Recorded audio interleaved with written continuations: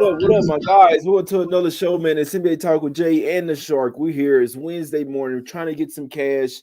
Hey, it's 9 a.m. where I'm at, Shark. What's up with you, my guy? How you doing, my brother? Got to make a small adjustment. I'm used to saying 11 Eastern, 10 Central. Now we're in a new environment here. 11:09 Mountain Time. A beautiful Wednesday morning it is. November 16, 2022. Jay Money, 10 games on the card. These big Wednesday cards, a project, an opportunity to dominate. Let's get in there. Let's talk about it. Yes, sir. Definitely a project. Let's get to it, guys. Straight business here on this show. Let's go over here to the streets of Charlotte here. We got the Hornets laying 2.5 points versus the scorching hot Pacers. Halliburton was a little banged up, he did leave last game. Did practice in full yesterday. So while he is questionable, wouldn't be surprised if Halliburton did play. Wouldn't be surprised either way. But in regards to that, Shark, how are we looking at this one? Hornets did get LaMelo Ball back. Do you think they're due for some upward movement? I do. Obviously, at 4-11 straight up on the campaign, this team is not supposed to be losing at that high of a rate. Of course, the coaching situation with Steve Clifford coming over here, a bit of a recycled bad news type of situation. This team is probably not going to the playoffs, but they should improve. I think there's a level of ambiguity with this game, however. This is the first home game for LaMelo Ball. This team has been lackluster at home, and there's just a lot of interesting dynamics going on in this game. You find the Indiana Pacers coming in here 7-0 ATS last 7. Which is just one of these small window early season heaters for these supposed lottery teams, which just keep continuing. But the other side of this, you also do get Charlotte having won 6 in a row against Indiana. We talked about this last year. And Jay, I always go back to this game, so I remember the game very vividly. First game last year, Charlotte 123, Indiana 122. It was a CLV spot. The game opened on one side, it finished on the other. Indiana was -1.5. They did lose, and they did lose all 4 last year. This line is an Indiana line. In the most recent matchup in the spring, Charlotte did hammer Indiana 158-126 on the road. They're coming back here at 2.5, a little short. Should be around 4.5, 5 if we're expecting the same neutrality from last year. This game is going to be tough. The line is on Indiana, however. Yeah, that's a good point. Yeah, the Pacers have been balling this one, man. It's a tough one for me to bet. Not sure which Eastern Conference team wants this one more. So Pacers have been balling, I must say, but obviously with LaMelo Ball finally back now for the Hornets, I wouldn't be surprised if they did stack up some wins, my guys, like they did. Started out versus Orlando over there. So they came out, was like, all right, look, that's enough of that, all that losing. It was the second game with LaMelo Ball back. So now you get them here trying to trend towards some upward movement again, like they were early in the season here. So wouldn't be surprised if Hornets got it done. Obviously, you wait for Halliburton news. If he's in, it'll probably go down a little some there. Even though he practiced yesterday, they could try to take it slow with him, right? There's their star of the future. They could choose to sit him out here, especially in the race for the bottom. You see what I'm saying? So it's a tough game for me. Wouldn't be surprised if the Hornets got it done. Let's go over here to the streets of Washington, D.C. We have the Wizards here laying 4.5 points at the house versus the OKC Thunder. Thunder almost beat the Celtics, man. They're playing some good basketball right now. Sorry. The rebuild is going well, my guys. You liking the Thunder in this spot? I do. On a suddenly not so casual winning Wednesday, November 16, 2022. The buy hat is engaged. And we're going to D.C. We're going to the road team, the road locker room. Oklahoma City Thunder at +4.5, 1 unit. As Jay mentioned, Oklahoma City rebuild fine, but it seems like Mark Daigneault and the boys have it coming up. And after a couple really representative efforts recently, I looked up Mark Daigneault just to get a little information on this guy. Undergrad assistant at UConn under Jim Calhoun, 2003 to 2007. That was when I was in college. I was like, shit, I'm up here partying at Dartmouth. This kid's grinding under Jim Calhoun. What am I doing with my life? And then, of course, he got under the wing of Billy Donovan at Florida, continued with Oklahoma City as an assistant coach, now the head coach. But he has a great grip on these guys. They're competitive as hell. And when you really look what's going on here, Oklahoma City comes in here 5-2 ATS on the road. They're also 3-0 ATS last 3. And I think a crucial point about this is a 4X revenge game for the Thunder against the Wizards. But the matchups are getting tighter here. The last 4 matchups finished at 12-20, and then last year 2-4. So you see where we're going with this. Washington is scaling towards an outright loss against the Thunder, and the line's telling you a very good story here. Last year in the first matchup, Washington at Oklahoma City did win outright, not cover 101.99 out of 6.5. They came back home. It should have come up to 9.5, 10 for neutrality and line functionality. It was short at -7, and Oklahoma City did cover and lose the game outright 122-118. So now you get a 7 home, comes down to 5, 4.5. And one final point, Washington, in my opinion, is a bit of fool's gold right now. I think they're a little too hot.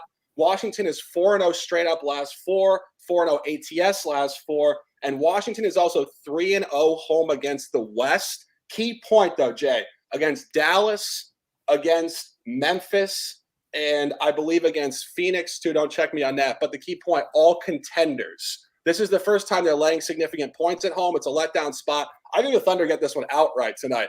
I'm on it at +4.5, 1 unit. Yeah, I couldn't talk you off the Thunder here. They've definitely been playing better basketball as well. We're just on a long homestand. They might get Bill back today, guys. So this line might go up. You might get even better line for the Thunder. And what do we always say as well? Sometimes a star player can come back and really mess things up, guys. So could definitely could not talk you out of the Thunder in this one, guys. Wouldn't be a bit surprised if they won this game straight up. Let's go over here to the streets of Orlando here, guys. We have the Magic getting 5.5 points at the house versus the Minnesota Timberwolves. Timberwolves look like some little cats right now. They're not playing the best basketball of their season. They're not catching their groove right now. I don't think they're necessarily been on team right now. Doesn't mean that they can't get it done here, but I'm just staying so far away from the Wolves until they get some things figured out right now, Shark. You liking some in this game? Yeah, I am. Buy, hat, engaged. Central Florida, Orlando, Florida. One time for the one time, as Jay always says. But it's not a one time for the one time. This is a trend that's developing with this team. And this team is very, very good at home ATS. Orlando's 6-2 ATS at home. They're 4-1 ATS at home against the West. And I think more importantly, they are 4-0 ATS against the West at home as an underdog. The only non-cover, they were laying 4.5 points to the Rockets and laid down. And there's a lot more dynamics that are really involved in this. As you mentioned, Jay, the Wolves just really are not finding any sort of on-court flow with Rudy Gobert in this group. Obviously, D'Angelo Russell, contract issues, motivational issues, clearly a bit of an emotional guy on the court and not showing that sustainability. But if you really look at how these teams play each other, I think this is important stuff. Orlando has actually won 6 out of the last 7 games straight up against Minnesota. Minnesota does not play well against the Orlando Magic. They don't play well in Central Florida. It's out of conference. It's warm weather. It's just a funky environment for them. And you're getting the line all over this. Go back to last year, early season. Orlando did win outright in Minnesota. Minnesota was -8.5. Came back on the road. Minnesota again 8.5, which was theoretically strong. This is where we're going to allow it to just become the sustainable trend, 6 out of 7. Now it's coming down shorter. This opened up at 5.5. Books are telling you a tight window story here, and they're telling you the last game that Minnesota did win at Cleveland was more so of a qualifier win on Cleveland being injured and fatigued and also too hot themselves. I really enjoy this hat. It's a beautiful print. I enjoy this play. It is going down in Florida tonight. We're at a +6 1 unit. Yeah, and it's you can even get 6.5 out there now. They're saying in the chat that maybe Banchero and William Carter Jr. is out. So when you wait on this one, you might even get a 7 in this one, my guys. I like the hat as well. It takes me back to those Shaq and Penny Hardaway days, man. I remember I had an Orlando Magic jersey, man. I used to wear this. It was Tracy McGrady though, but I used to wear the miss out that jersey, man. So love the hat, love the play, man. Definitely could see this one cash. And I'm staying off Wolves games right now. It's just a rule for me. I don't know when they're going to turn it up. They're not playing well right now. I could see them losing this one outright. Also not betting against the home team as well on a long homestand. It's also another one of my rules as well. So wouldn't be a bit surprised if the Magic got it done here now. Sharp. Let's get to a collaboration play. I believe we both liking this, man.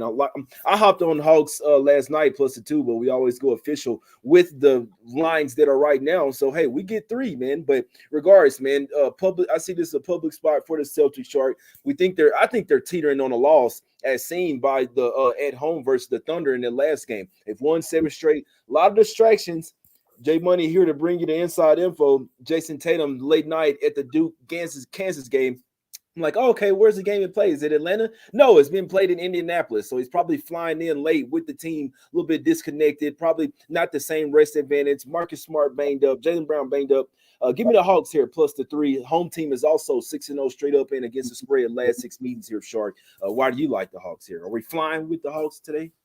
We are, and we love to buy this Atlanta Hawks team. This Atlanta Hawks team has done great things for us in the Trae Young era, specifically at home. But you go to the Boston side of this game, that's the starting point to the cap. You mentioned it. Boston's coming in here on a dub 7 straight up.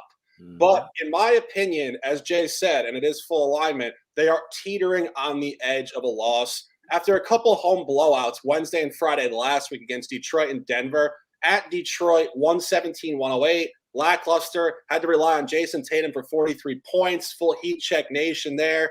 Come back home against the aforementioned Oklahoma City Thunder, 126-122. Could have very easily lost that game. And you're getting a great line number for Atlanta. Last 3 ball games, Boston was -7.5 at home, -6.5 at home. Now on the road at 2.5. It is short at open by 1 full point, getting steamed up on the public side. And when you really look at what the Hawks are doing here at home this year, they're doing exactly what we expect them to do. They compete incredibly well. They're deeper this year. I really like this roster with DeJounte Murray having moved a couple parts across country to Sacramento Kings and such. But Atlanta's 3-1 at home against the East. And 2 key points here. Both home games against Eastern playoff teams, outright wins against Milwaukee and Philadelphia. Boston's trending towards a loss. Line is all over it. Atlanta Hawks tonight. I'm on 2. I posted on Twitter. Of course, people watching now, congratulations. You get a better line. Plus, it's just 1 point. It's just 1 point. I don't think it'd matter, but I just want to put emphasis that we always go official with the line that's available to everybody. So even if it moved down to a pick, even if we took +2, we'd still give out the pick on the show, guys. Whatever available to you guys, it's the only thing that matters. So we get a better line, we go official with the +3. It's simple. We letting you know where our money is on, though, my guys. So I see the Hawks win this one outright. I don't really care. 2, 3 can move down to 1. I don't really care, man. It's sometimes, guys, when you find a spot, you just go with the spot that you know. It doesn't really matter who's in or out. You see what I'm saying? So I like the Hawks in this one, +2, +3 money line. I see them winning this game in this one, guys. Like I said, Celtics sort of teetering on the loss. What they did the past few games on the road as well. What barely covered versus Memphis. If you're up by double digits, you barely covered versus Memphis. You're probably gonna lose this game outright to the Hawks, my guys. So give me Trae Young, DeJounte Murray going up against these boys. I think Collins and Capella can have some success down low as well. That's been the soft spot in the Celtics defense has been down low. Obviously, you have Al Horford guarding the paint. You can get baskets in the paint. That's what the Hawks love to do. So it's a recipe for success for the Hawks. They love getting into the paint. Celtics not really great at defending the paint right now. Let's catch it. We're flying with the Hawkies tonight. We eat chicken. I'm going to get some hot wings after the show, my guys. Yes, sir. Let's go over here to the streets of Toronto here. Have the Raptors getting a 1.5 at home underdog versus the Miami Heat here, Shark. Total of 216. You like anything here? No, this is going to be very tough. And this is already the 3rd game between these two this year. And we've talked about it both times. And we suggested both times it's going to be very tough. And it gets even tougher now. It's not just matchup dependent between Toronto and Miami. It's really where you find both teams within their ATS calendar. Toronto comes in here 0-5 ATS last 5. So inherently, Toronto becomes a statistical bye versus just about anybody. But you go to the other side of this. Miami is 1-5 ATS last 6. And Miami, for whatever reason, just hasn't been able to find it so far this year. Bit of a hangover off the playoffs, whatever. But they have played 10 games at home versus 4 on the road, which is maybe telling us a story that they're just not finding it in their home gym. And they get on the road, home game 1 at Portland. They did hammer them. This could be where they function well. The line is on Miami. Miami is in a revenge game. They did lose the most recent one, 98-90, on a -3.5.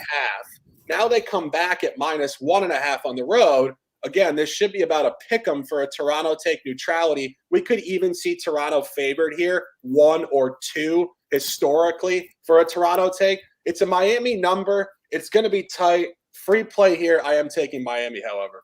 Yeah, it's a tough game for me, man. I'd like to buy the Raptors here pretty soon. They've had Van Fleet in and out of the lineup, a lot of moving parts, man. So I'd like to hop on the Raptors at some point. I do think this team is going to turn it on, but you missed it. First game back to the house, just a real funky spot. I do think that their defense can stifle the Heat's offense, though, in my opinion. Heat's offense can be stagnant at times. I always say this when they go up against a great defense, I worry about the Heat in that one. You got Kyle Lowry going back to Toronto.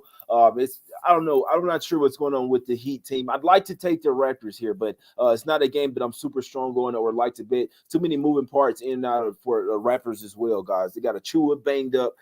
Van Fleet was sick. All type of stuff, man. Let's go over here to the streets of Milwaukee here. We got the Bucks laying 4.5 points versus the Cavs. I'll be honest with you guys. I had an eye on this game. Like I wanted to take Cavs. I was talking about. I was going to have a heavy bet on the Cavs. Unfortunately, they don't have Jared Allen. He's one of the main caps. The reason why the Cavs, in my opinion, are better than the Bucks this year. When you have Allen and Mobley down there, it's really tough for Giannis to get to the paint. With just Mobley, it's still going to be tough, but nowhere near as bad with Allen out there. I've really seen something over the past three matchups where I don't think Giannis likes playing against his team. I think he knows that these are the new guys. They're the new sheriffs in town, guys. The Cavs all 4 straight losses. Mitchell, Garland, LeVert, and the guys. I'm not sure who's going to stop them here for the Bucks. They have Drew Holiday. He's their main defender. Wesley Matthews is out tonight, guys. So he's basically their secondary stopper. I think these guys can really get on the roll. It's tough, Shark, because they don't have Allen, but I'd still lean Cavs here plus the 4.5. I didn't bet it because of Allen news, but I still think the Cavs will own the Bucks here in the near future, just like they've done the past 3 matchups. You like anything here? No, this is going to be tough. You mentioned there's a lot of different things going on here, but this is very similar for me to the Miami-Toronto comment I made where both teams are coming from a similar environment. Cleveland started the season 8-1 straight up. Now they've lost 4 in a row. Milwaukee started 9-0, and now they're 1-3 last 4. So it doesn't get that. It doesn't get much more similar than that, really, ever in a season. Both teams came out scorching hot, and now they're both cratering down to more of a normalized average. I do think you're making a good point here about Cleveland in terms of the way they function against the East versus how they function against the West. That cluster to start the season was all against the East, 7-1 straight up. Now they've lost 4 straight at the West, 3 of them, one home game 1 on Sunday evening against Minnesota, 129-124. L4, Milwaukee comes in here. The only counterpoint I have to you on that is just purely Milwaukee's in a triple revenge game. It is a Milwaukee number. Cleveland did lay 8.5 last year, win 133-115 in the final one.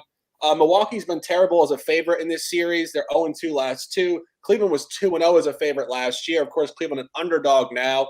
I have nothing on this game. I could see it going 100% what you said, or I could see Milwaukee find a little win. It's more so for me, again, the statistics of this. When both teams are right in the same point in their calendar statistically, just becomes pretty difficult for me.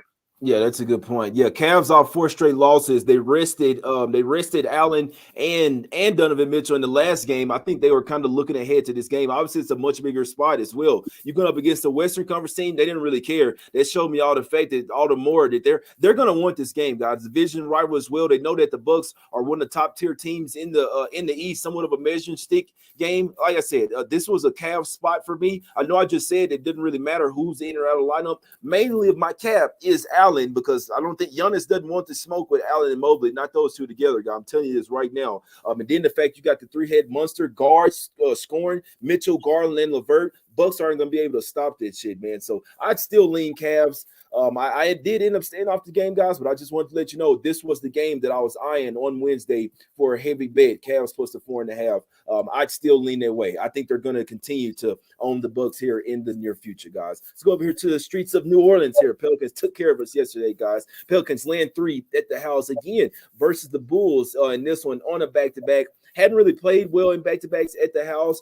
Be interested to see if there's something that if it's something that's sustainable or they'll flip the switch at some point. But Sharp, do you think the Bulls coming here off 2 days rest, can they match up well with the Pelicans, possibly win this game? I do think that is a relative advantage point for Chicago, but I don't think it's as important as we want to make it. And the key point here is they are not on a 3rd and 4 back-to-back final leg. This is a standalone back-to-back with 2 days of full rest prior. Also, Zion Williamson, of course, did not play last night. I'm not sure if he's playing tonight. Of course, he would be fresh in that context. Mm-hmm. And a lot of the guys last night did not play more than 30, 35 minutes.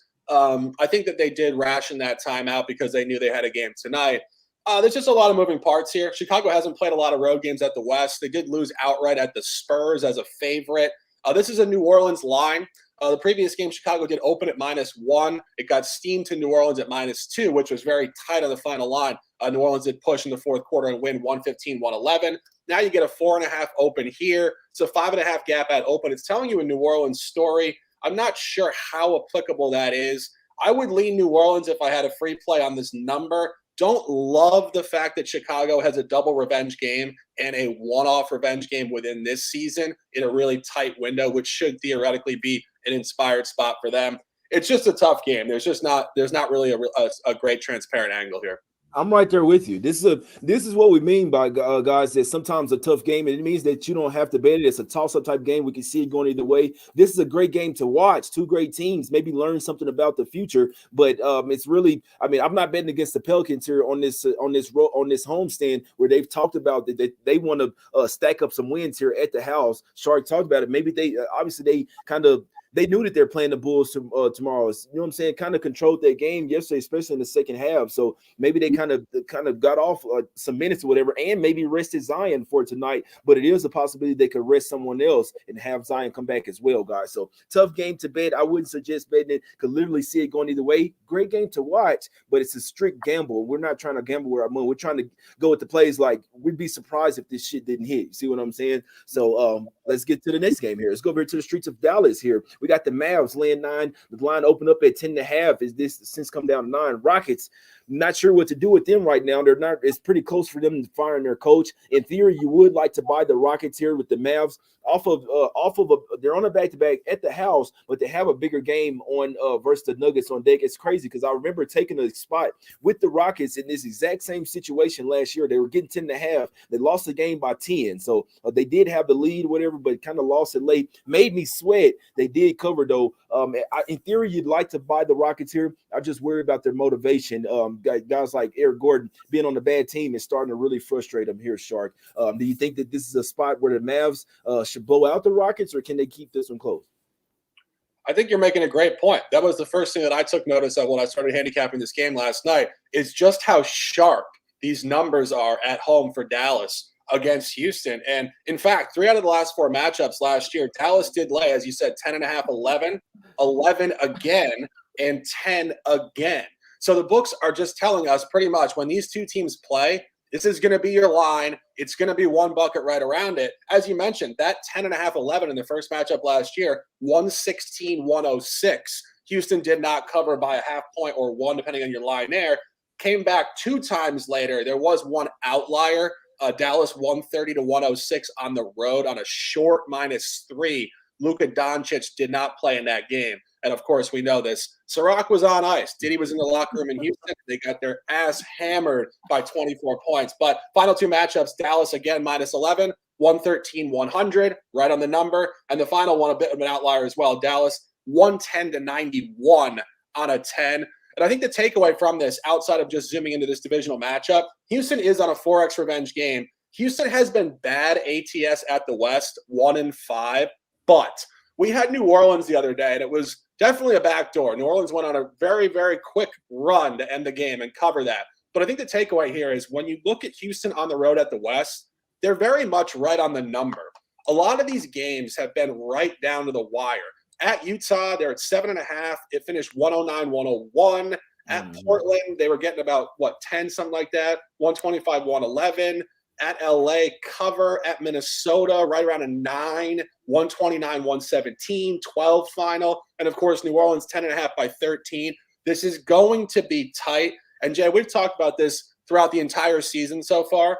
Dallas, in my notes, and I know it, but I wrote it down because I want to make an emphasis point here. Dallas has played 10 straight mediocre basketball games. We thought last night, I'm sure you were watching it, I had it on too, I thought they were going to blow the doors off the Clippers, and they just couldn't sustain it. And They have played 10 straight mediocre games. They've been highly lackluster at home. They've been incredibly lackluster against the spread. Now 0-7 last 7. And it does draw you back to one thing that I think maybe is telling us a story here.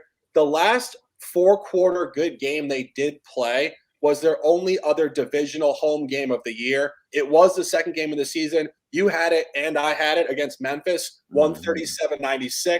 They haven't played in the division since, and they clearly haven't been particularly motivated outside of the division to hammer teams. Free play tonight, I do think this speaks more so to Dallas finally playing 4 quarters of basketball versus a very pedestrian Houston team who just cannot hold on down the stretch against the spread.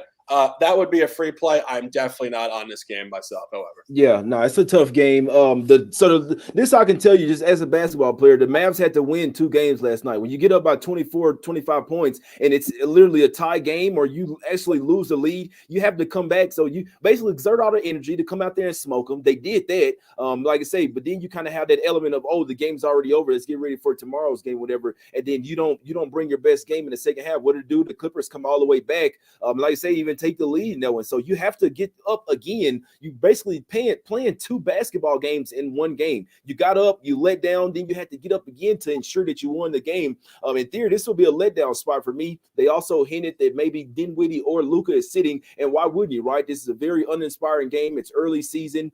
You're not playing motivated right now, obviously, and you have a couple of much bigger games on deck versus the Nuggets here. So if you like the Mavs in this game, I definitely wait till right before tip. That's why the steam is coming in on Rockets. I'm not saying that they're going to cash, but I'm just saying that there's very strong possibility that Luka Doncic or Dinwiddie sits in this game. I'd be betting that it's Luka in this one. Don't be a bit surprised to see this line go close around -5 in this one. So if you like the Mavs, wait till the last second. It's not that they can't get it done. The Rockets are trash and somewhat quitting on their coach right now, but Luka or Dinwiddie are likely sitting this game. It's a very uninspired spot for the Mavs. They're 1-8-1 against the spread last 10 games as well. I'd stay away from the Mavs right now, guys. Let's go over here to the streets of Denver here, Shark. We got the Nuggets laying 3.5 points versus the New York Knicks, my guy. Total sitting at 226. Jokic is out. Did see that Aaron Gordon is may not play in this game as well. You think the Knicks on a back-to-back can get it done here, Shark? This is going to be tough. And I just want to make one final point on that Dallas game real quick. The last game they covered was actually a second leg back-to-back against Orlando after tanking the front end. So just food for thought. Maybe they were saving their energy a little bit to cover it tonight. We'll see on that. But Knicks at Denver, obviously this line is getting absolutely steamed in the Knicks' direction. You want to lean the Knicks on this number. I don't know if you can get there with the Knicks tonight. This is a tough travel spot for the Knicks. When you play back-to-back games at altitude within the Western Conference and you leave a huge effort out there last night, and we thank them for it, this is tough to bring it back tonight. The Knicks have been awful against Denver historically, just absolutely awful.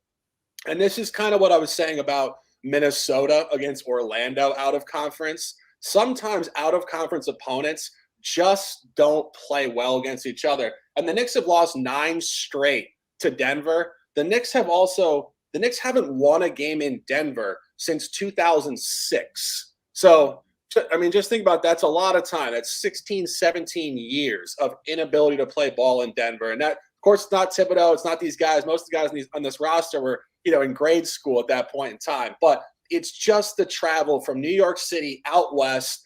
And Jay, I'm sure you're aware of this. It's just how they schedule these trips for teams like the Knicks. They almost always play back-to-back Utah and Denver. It's rarely ever a standalone, fully refreshed game. The line is all over the Knicks, however. Last year, Denver did get them big at Madison Square Garden, 113.99 and 2.5. It came back home -9, very strong, and Denver did cover the strong number at home, 132 to 115. Knicks are on the number, 9x revenge. Conventional wisdom would suggest buy the Knicks here, but without any of the players playing, you get the backups, big effort. It's your classic Ciroc on ice model stuff. And for those of you guys who are just watching the show for the first time, what that basically means is that when you take the best players off the roster, the backups play for contracts, respect, they give big energy, and the opponent doesn't take the game seriously. So this is going to be a tough game. Number on Knicks, but tons of narratives against. Exactly. Yeah, this line opened up at 9.5, guys. So if you're quick like that, you should have probably got Knicks at the 9.5 when Jokic was announced out. Without Jokic and Bones Holland now, and Bones Holland is their offense off of the bench over there. Be interested to see if Gordon did play. If there was no Jokic, Gordon, or Bones Holland, I'd be surprised if the Nuggets got it done. Even with the Sirocco Knights, obviously the Knicks are being so lackluster. They had a team meeting. They came out there, handled business last night in Utah. I'm not surprised. So I wouldn't be surprised. Obviously, the back-to-back is tough. But with them needing wins, if they're going to play with emphasis and with motivation and defense like they did last night, I wouldn't be surprised if they did get it done versus the Nuggets. When you've been playing lackluster, you can't afford to look ahead teams, no matter if their star players out. You have to look at the game like, all right, guys, we got to win this one now. We definitely can't lose it without the reigning MVP, right? So this is one team. When you have MVPs out like Luka or Jokic, those are ones that their usage rate so high on the team. But it could always go the other way, right? The usage rate so high when the other players get a chance to play, then the ball can really get to pop. But I'm not sure if that's going to happen with the Nuggets. Jokic literally does everything for him. Bones Holland as well off the bench. So if Gordon's out, that's going to be a huge miss for the Nuggets there. Nothing that I have official on this game, guys. Last game up, we're going to the streets of Phoenix here. We have the Suns laying 1 point at the house, Shark, coming home off of a nice little road trip. They lost a tough game versus Miami. They were up their game by double digits. I guess they basically just ran out of gas in Nelwyn, Shark. How you think this was going to play out? Can the Warriors get their first win on the road? I don't know. A lot of people were in my DM last night talking about this, and people want to take the Dubs. And I see you guys on that. I think it's intelligent thought, and it's the law of averages. The Dubs do have to win a road game at some point. I just don't know if it's going to come here, and I'll tell you why. And it's how the number functions. So the previous game this year, Phoenix did hammer them 134 to 105 on a -1.5. That game was fairly tight midway through the third quarter. It was 81 to 76. Klay Thompson got into it with Devin Booker. He got tossed, and the game just totally got away from the Dubs. So what this story is telling you is that 134-105 is an outlier result versus the -1.5. But, and Jay, we've been talking about this ever since we started doing this show with line functionality. When they put the same line down here, they're telling you a specific story. Phoenix is still supposed to cover this game. They're just not supposed to hammer them by 29. A Dubs revenge line here has to come down at least a half point at open. And that's crucial stuff, at least a half point. If Phoenix was -1, you could make an argument for the Dubs. You could make an argument for the Dubs at a pick'em last year. And I think this game's going to be incredibly tough. I know people want to buy the Dubs. I don't know. Phoenix comes in here off a lackluster road trip. They're 5-1 last 6 ATS at home. They're a good home team. They don't take games off at home. I suspect, and we'll probably be talking about this tomorrow on the show, I suspect Phoenix gets there tonight by somewhere between 2 and 5 points.